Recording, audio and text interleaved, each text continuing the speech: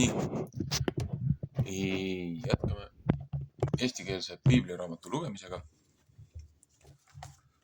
Tartus 1897. Ma avastasin, et ma olen osadel videodel valesti kirjutanud, 1987 olen kirjutanud, aga tegelikult on ikkagi jätkuvalt 1897 aasta raamat. Ma pean tagantjärgi parandusi hakkama tegema informatsiooni osas. Oleme siis 24. õpetusnädala prohvetites. Väga kõnekas selles mõttes peatükk, et see on ju minu arusaama järgi looja kalendri järgi, õpetuse nädalate lugemise järgi kosmilise aasta, looja aasta viimase nädala õpetuse tsükkel, kuna see aasta on see liignädal, et viia sünkrooni siis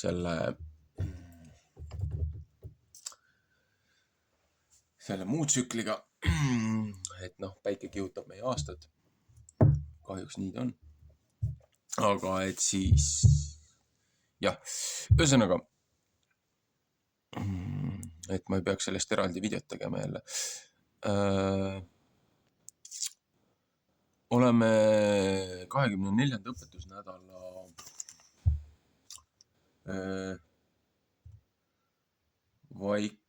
Vaikra ja ta kutsus and he called. Oleme Moosese Levidikus, ma olen kogu aeg Exoduse Levidikuse sassi, et Levidikus on 3. raamat, mitte 2. raamat, seaduste raamat.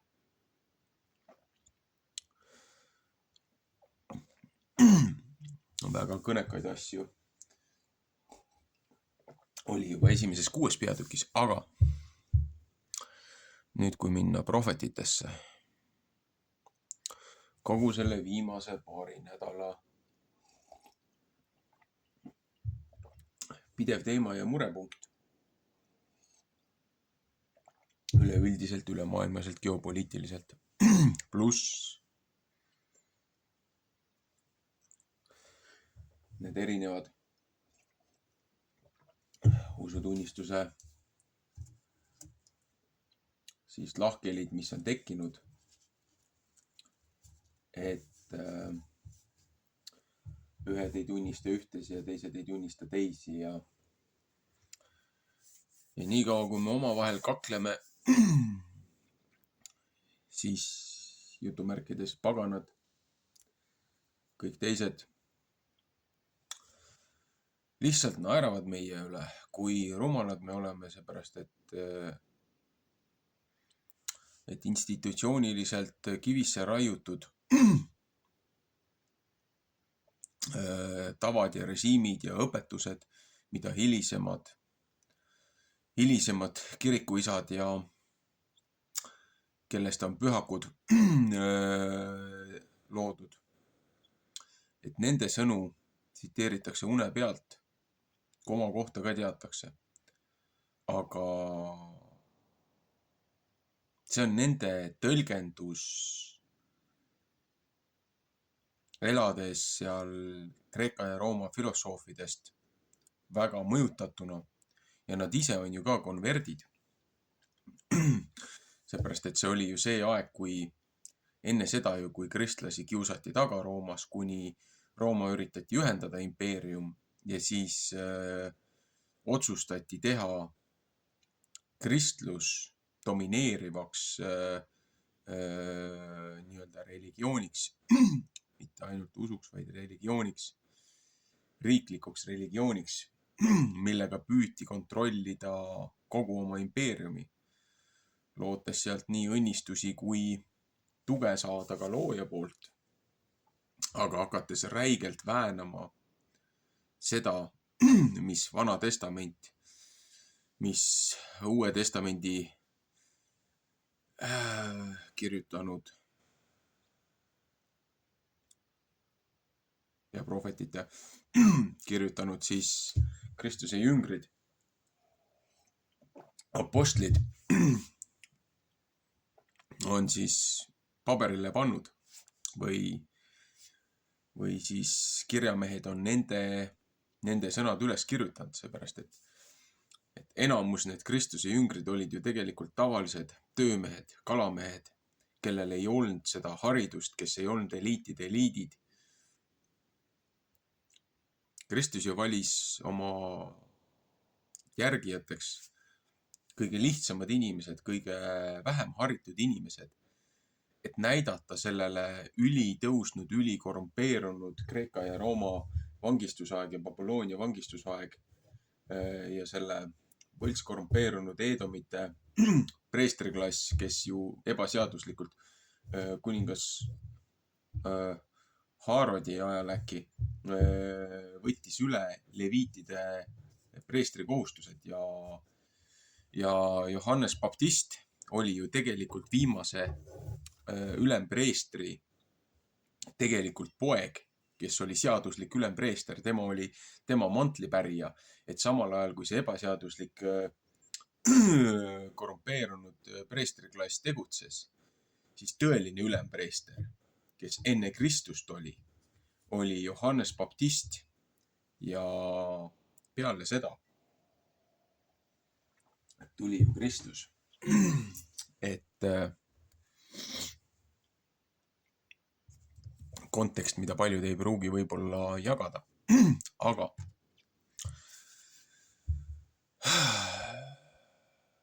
miks ma sellest jahun? Vot ma jahungi sellest sellepärast, et meil on probleemid arusaamisega, tõlgendatakse piiblit läbi mingisuguste seminaride, mingisuguste õpetajate, mingisuguste kivisse raiutud dogmate, usukonfessioonide, katekismuste. Aga vanad prohvetid ja isegi apostel Paul ütleb, et kes oli eliitide eliit nagu hiljem, et Paulile Kristus andis talle käsu, et kuule mees, miks sa võitled mu vastu, et miks sa peksad kuradi vastu kive, et Paul tehti natukene madalamaks ja siis ta veetis ju 3 aastat Araabias seal Siinai mäe juures, seal kus Mooses andis ju 10 käsku. Paul veetis ju 3 aastat Kristusega, õppis tema käe all. Ja peale seda ta ju kirjutas põhimõtteliselt 2/3 Uut Testamenti, kaasa arvatud kiri heebrealastele, mida paljud ei taha tunnistada, et see on Pauli kirjutatud, seepärast et keegi teine ei saa seadusest paremini aru kui mees, kes on selles üles kasvanud ja oskab une pealt edaspidi ja tagurpidi kõike seda, aga ta teadis ka vanemate traditsiooni, vanemate kombetalitusi ja seda väärastunud ja juurde lisatud õpetusi. Aga ta pidi minema algusesse tagasi, nagu millega algabki ka ju Uus Testament, et kas teil ei ole algusest peale öeldud, see tähendab loomise raamatust, Moosese esimesest raamatust, et pange hästi tähele.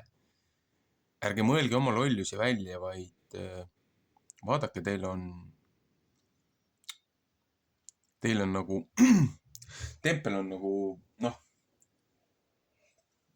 natukene vale sõna ette öelda, aga šabloon või selles mõttes, et teil on šabloon antud, mille järgi talitada, mille järgi teha.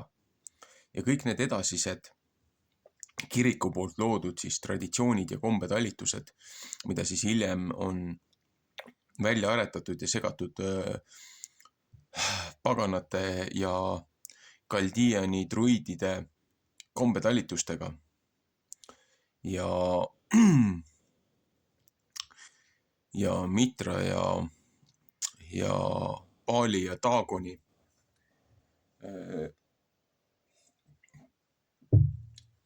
kombetalitustega. Vaata, see on toonud väga palju segadust. Ja üks jumalakartlik mees ei kannatanud seda korruptsiooni enam välja ja surmaähvardusel, teades, et ta lüüakse kiriku poolt maha,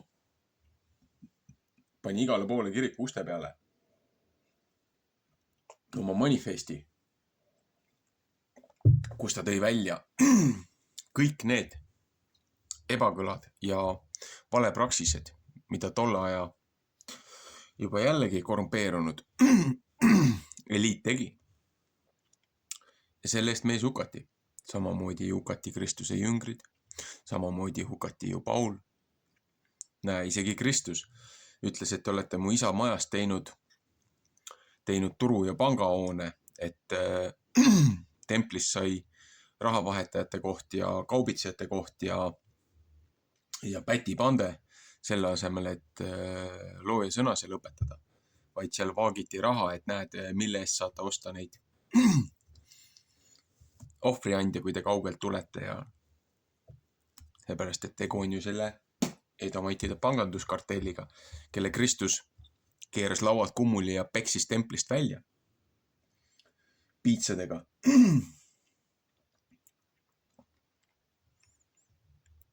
Ma arvan, see tuleb ikkagi eraldi lisavideo teha, et siis minna prohvetitesse sisse. See sissejuhatus. Seepärast siin on nii palju konteksti, mida ei aduta. Ja see juba häirib. Kuidas oma kõrgelt positsioonilt muidu väga õpitud ja väga targad mehed elementaarsetest asjadest aru ei saa, seepärast tundub, et need mehed ei ole kunagi ise piiblit kätte võtnud ja kaanest kaaneni läbi lugenud. Seepärast kui sa oled Moosese 5 raamatut, oled prohvetid, oled ajaraamatud, oled kroonikud, oled kõik need läbi lugenud ja siis Uue Testamendi ja veel selle vahepealt selle apokrüüva, mille kirik välja võttis. Ja lisaks veel Enohi raamatu, mida ei tahtnud aktsepteerida ei juudid ega kristlased. Seepärast see paljastas tolleks ajaks juba korrumpeerunud liidrid. Ja see seletas ka ära, kust tuleb meil see sõda. Miks me oleme selles pidevas lahingus? Mis on selle spirituaalse sõja tegelik alustala, millest kõik asjad algavad? Jällegi jõuame minu ühte lemmikviitesse. Brian Godava Jezebel, Harlot Queen of Israel. Väga teemakohane, eriti selle Purimisõja suhtes, mida jällegi kontekstist aru saamata tsiteeritakse ateistliku sekulaarse riigi poolt, mida looja ei nimeta enda järglaseks. Seepärast, et nüüd me jõuamegi prohvetitesse, et prohvetisajas öeldakse ka, et kas nation on nagu rahvus, kas rahvus võib sündida üle päeva? Jah, loomulikult võib. Aga siis sellega küll see õpetustsükkel nagu küll lõpeb, aga kui sa loed sealt edasi, mis on need märgid, mis viitavad, et looja on selle rahva kokku kutsunud, siis 1948. Kõik need asjad, mis edasi on loetletud, mitte ühtegi nendest asjadest ei ole tulnud. Mis annab aina rohkem kinnitust, et see, mis seal praegu toimub, Briti krooni ja edomaitide panganduskartelli poolt üles seatud läbi Rothschildide, Rockefellerite ja Diamondite maffiakartelli. See ei ole see, mida looja tunnistab enda järeltulijaks. Seepärast looja ütleb ka, et need on tema rahvas, need on tema Iisrael, kes tunnistavad Jeesus Kristust kui tema poega, kui tema mantlipärijat, kui tema troonipärijat. Ja need, kes Kristust ei tunnista, isegi need lõikab ta enda küljest ära, et see ongi see oliivipuu võrdlus. Me ei räägi viigipuust.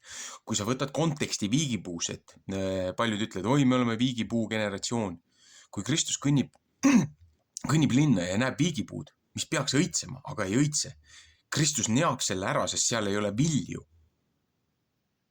Ja siis tahetakse öelda, et oi, näe, meie oleme viigipuu. Selgelt olete viigipuu, vaadake, teil ei ole vilju. Ja siis ongi, et mis on selle oliivipuu võrdlus. Oliivipuu võrdlus ongi see, et looja ütlebki, et näed, et teie nüüd hilisemad, kes te usute loojasse, kes te usute Kristusesse, et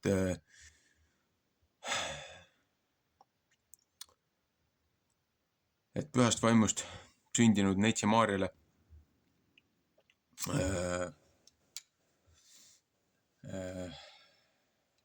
Pontius Pilatusel kannatanud, ristisurma surnud, ära maetud 3 päeva pärast, allilma läinud, 3 päeva pärast üles tõusnud, esmased vangid vabastanud. Ja nüüd on taevas isa paremal käpal, trooni kõrval. Meie eest võtab palveid vastu. On meile nii-öelda armuandja, vahendaja, advokaat, kaitseadvokaat, tulevane troonipärija, et nagu meie, kes me usume Kristuse siis ohvrisse, sellesse lunastusse. Seepärast siit tulebki nüüd see, et kus kohast üldse tuleb, mis oli aluseks, et üldse Kristuse ristisurm saaks olla, ongi see, et siin prohvetite raamatutes, siin praktiliselt viimased prohvetite raamatud, et looja annab nii Põhja kui Lõuna kuningriigile, annab lahutuse. Looja lahutab ennast nii Efraimist kui tema õest Juudast, kes lõid litsi ja jooksid teiste meeste järgi ehk teiste jumalate järgi. Ja looja lahutab nad. Aga siin seaduste raamatus, Levidiku raamatus on ka kirjas see, et kui naine on või kui kaasa on meest jaotanud sellega, et ta on teise juurde läinud, teisega olnud, teist teeninud, teisega ühte heitnud, siis mees ei saa teda enam kunagi tagasi võtta. No, ühesõnaga kõik. Aga looja andis lahutuse. Looja ütleb, et ta võtab oma naise tagasi.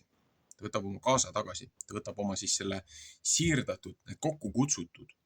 Need, kes tõeliselt loojasse nagu looja poole pöörduvad. Ta kutsub need tagasi, ta siirdab need sisse, ütleb ka need, et siit tuleb ka nüüd jälle tagasi see oliivipuu, see võrdlus, et kui kultiveerija lõikab ära need oksad, mis vilja ei kanna, et need, mis olid selle puu küljes, aga siirdab sinna mingid teised oksad, mis kannavad vilja, seda enam need nii-öelda vereliini pidi, need, kes on selle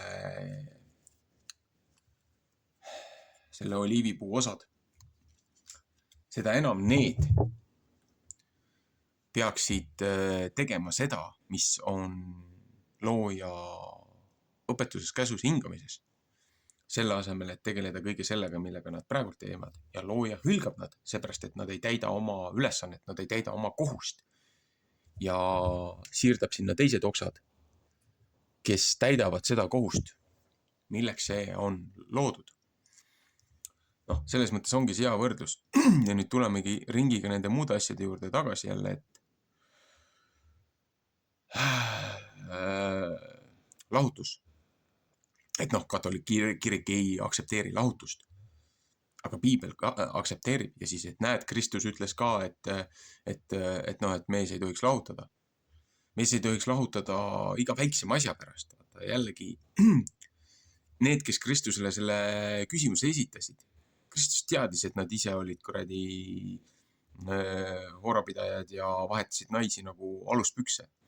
Aga Kristus ütles neile, et sa ei tohi naisest lahutada juhul, kui ei ole tegu seksuaalse amoraalsusega. Mis on seksuaalne amoraalsus ja kõrvalekaldumus abielu kontekstis, ongi tuua väljaspool seda liitu keegi kolmas sinna sisse või hoopiski midagi palju jõledamat. Samas, kui kaasa hakkab väärkohtlema teist poolt lapsi, looja ütleb seda vihkama, seepärast et mis tähendab ligemese armastus? Armasta ligemest kui iseennast, armasta Jumalat, kui sa armastad iseennast, et ära tee talle seda, mida sa ei taha endale teha. Kui sa ähvardad, kui sa peksad, kui sa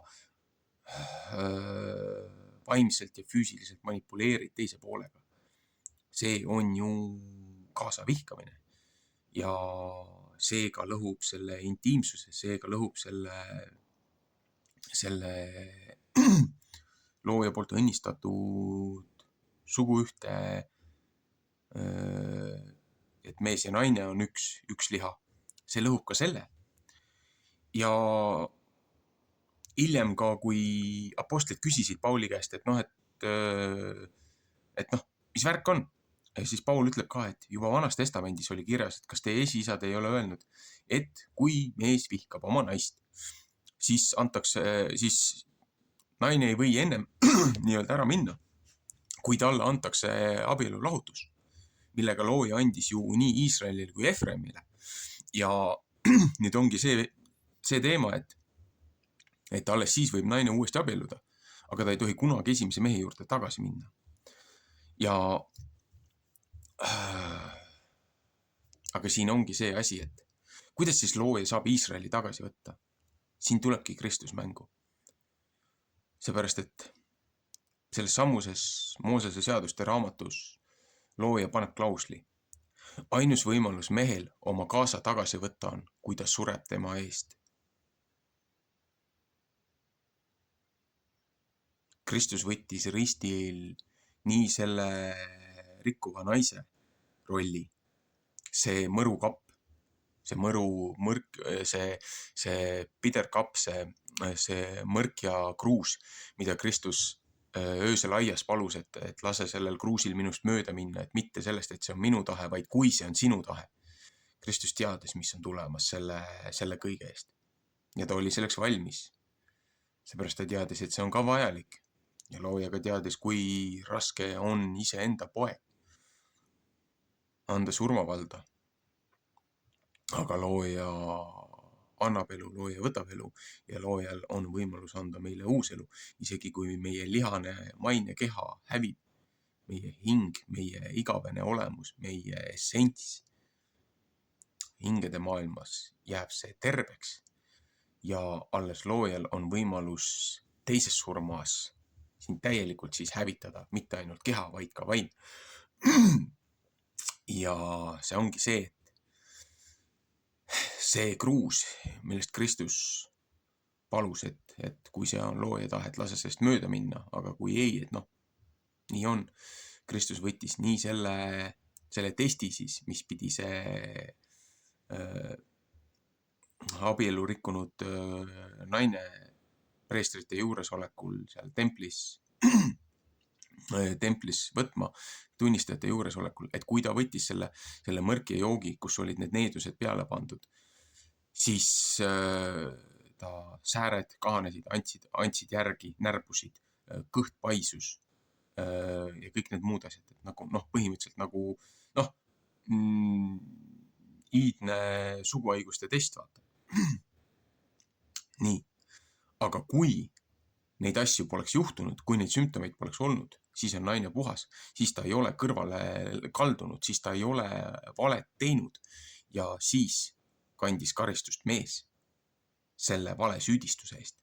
Aga nüüd ongi see küsimus, kuidas looja sai siis need tagasi võtta, oligi läbi selle Kristuse ristisurma, seepärast, et Kristus ütleb ka, et meie oleme üks, mitte nii nagu mees ja naine on üks, et see asi läheb nagu väga väärastunuks mõningate arusaamas, aga üks selles mõttes, et looja on üks, Jumal on üks, et on ju 3 ainsused, mida üritati hakata sunniviisiliselt väärastama ja väänama, et näed, et kujutad ette seda loogikat, et Jumal siis viljastab süütu naise selleks, et ise sündida, selleks, et ise enda eest surra ja kui sa seda ei usu, siis Jumal hävitab su. Mitte ükski täiemõistuslik inimene ei suuda aktsepteerida sellist nartsissistlikku käitumist. Et nagu seepärast, et see, kuidas sedasi on see kolmainsus ära seletatud, see on täiesti mõistuse vastane. Et kahjuks nii on. Aga nüüd ongi see, et inimesed ei saa sellest aru, et kogu piibel räägib kuningriigist, taevasest kuningriigist, looja kuningriigist, ühest perekonnast, ühest kuninglikust perekonnast. Nemad on kui üks pere, et looja on üks valitseja, üks jumalus, seepärast mida tähendab jumal. Vanas keeles tähendabki, jumalus tähendabki võimast valitsejat, liidrit, kuningat, ülempreestrit, kõike seda ja palju rohkemgi veel. Ja Kristus on ju looja troonipärija. Ja kõik asjad on ju tehtud läbi Kristuse jaoks. Et kogu piibli eesmärk on ju tutvustada meile kuninga järeltulijat. Ja siis seal oli üks teine tegelinski, kes oli tema õukonna valvur, tema trooni valvur, kes ihkas seda trooni, kuigi tal ei olnud juriidiliselt selleks mingit õigust. Ja siis ta alustas mässu valitseja vastu. Ja selle mässuga tõi kaasa ebakõlad, hävitas harmoonia ja eksitas esimest meest ja naist, keelitas neid oma valedega, seepärast, et ta ei teinud mitte midagi muud. Ta ainult valetas. Ta rääkis pooltõdesid, mida kahjuks räägivad erinevad konfessioonid.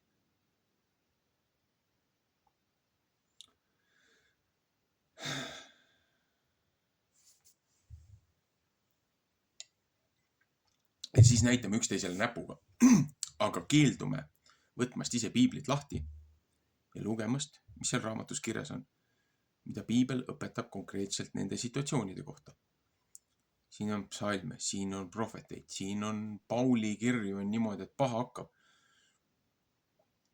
Aga kui sa ei tea Vana Testamenti, kui sa ei tea prohveteid, kui sa ei tea seda kontseptsiooni, tõlgendada Pauli mingis Kreeka-Rooma filosoofide antiikaja tarkade võtmes, et piibel ütlebki seda, et ärge laske ennast hukatusse edevate filosoofide arusaamade järgi, et ärge kuulake inimese välja mõeldud, välja loodud doktreene.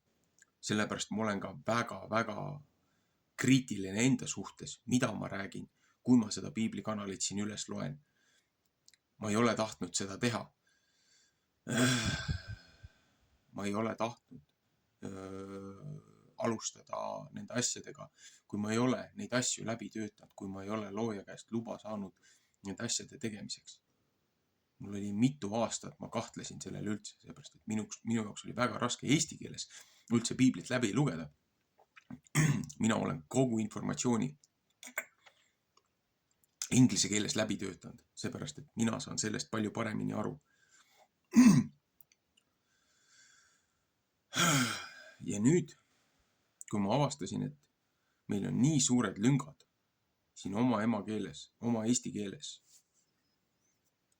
ja puudujäägid ja kus tekivad kõik muud probleemid ja siis minnakse loodususunditesse puude ja loomade, kivide ja emake maa ja kõigi nende hiied ja ma ei tea, mis põlismetsad, põlislaaned, nagu need hinged, need elementalid, need, kellele looja on andnud volituse õnnistada ja aidata meid siin, aga selle asemel, et hakata neid kummardama ja neid pühakuid ja asju, endiseid kirikuisasi, sellega me paneme endale ainult needuse peale ja pöördume loojast ja sülitame sellega looja peale.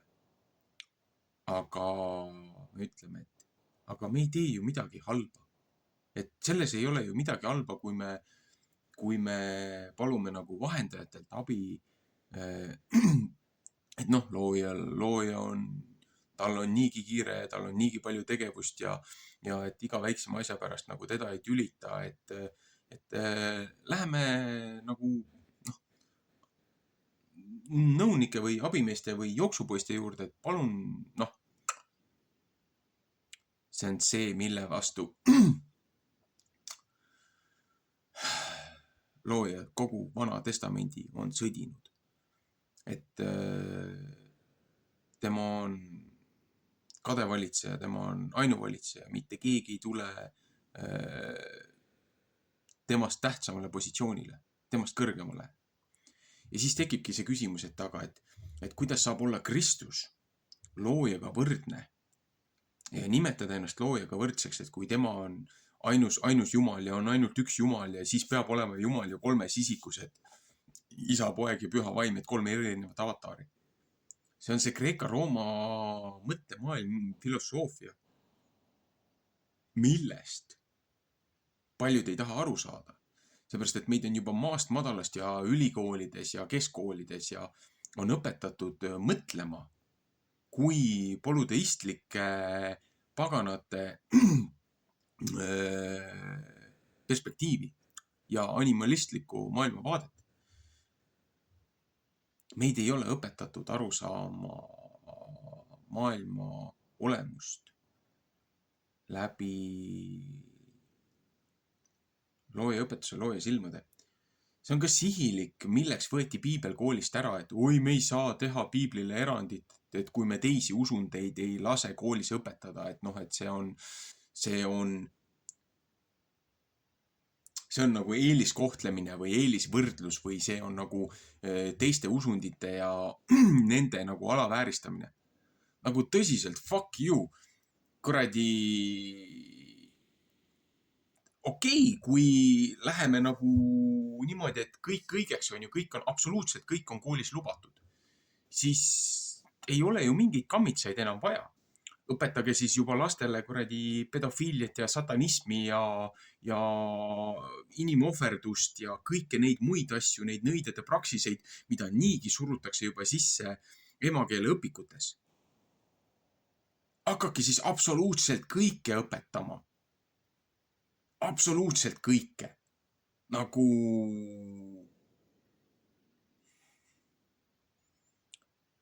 sellepärast ongi, et meil on kindlad moraalsed alustalad. Ja kus sa võtad need moraalsed alustalad? Sa ei saagi neid kuskilt mujalt võtta kui looja enda õpetusest.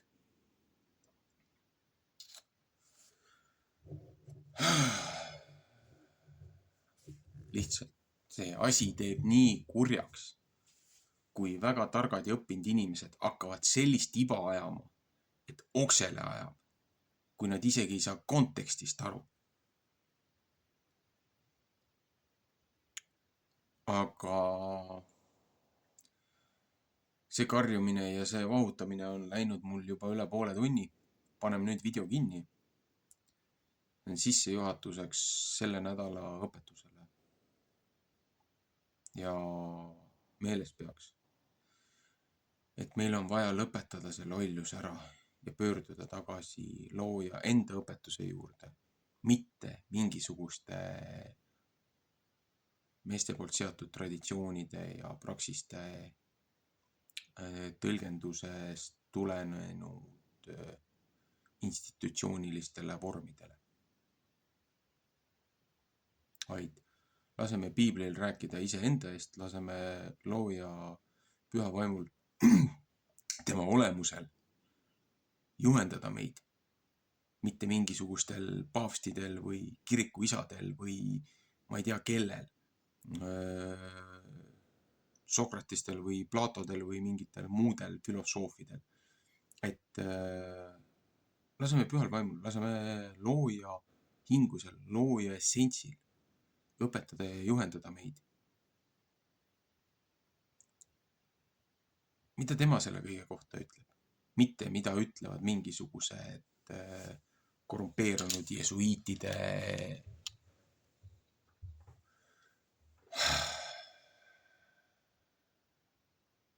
ma ei tea, kes.